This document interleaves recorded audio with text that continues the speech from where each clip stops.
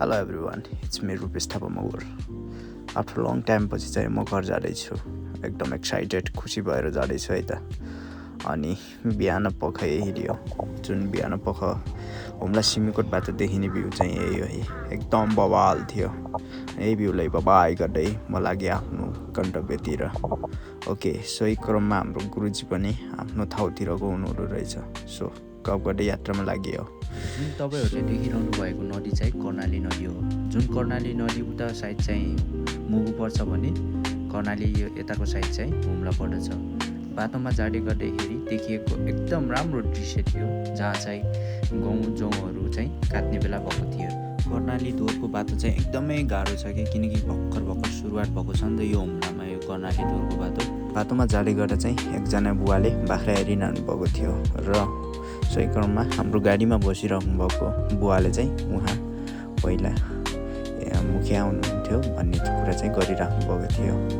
यसै क्रममा police station आउँछ एक बाटोमा र गुरुजीले चाहिँ आफ्नो गाडीको एन्ट्री गराउनु पर्छ, किनकि हरेक गाडीको गुरुजीहरूले यात्रुहरूले चाहिँ आफ्नो जाँदाखेरि चाहिँ यहाँ गाडीको एन्ट्री गराउनु पर्ने रहेछ। गाडीमा हिँड्दा हिँड्दै एकदमै भोक लाग्यो र खाना खानको लागि एक होटलमा पस्यो।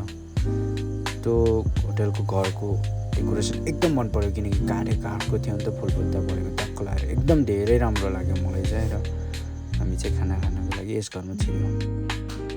ओके, चट्ट लाएर हामीले खानासाना खाइसक्यो। अनि खाना खाइसकेपछि चाहिँ अब हामी यात्रातर्फ लाग्यौँ। बाटो कति अप्ठ्यारो छ, राति हिँड्नै पऱ्यो, नपुगे पुगिँदैन। त्यस कारण चाहिँ हामी राति हिँड्यो। रातभरिको हिँडेपछि सुबह बिहानी एकदम बोर लागेको थियो। अनि बिहान पख कर्णालीमा हेरेको उता यो जुन चाहिँ धमिलो भएको चाहिँ मुगुबाट आएको नदी रे सफा।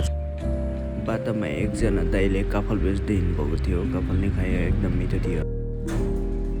अहिले चाहिँ म सुर्खेत नि रेस्ट गरिरहेको छु। सो मेरो ब्लग एडिट दिनुभएकोमा थ्याङ्क यू सबैजनालाई। जस्तो आयो त्यस्तै हजुरहरूलाई प्रस्तुत गरिहाले। अब केटाकेटीहरूले आफ्नो रहर पुरा गर्नको लागि खोलेको च्यानल हो, सब्सक्राइब चाहिँ गरिदिनु होला, धर्म हुन्छ।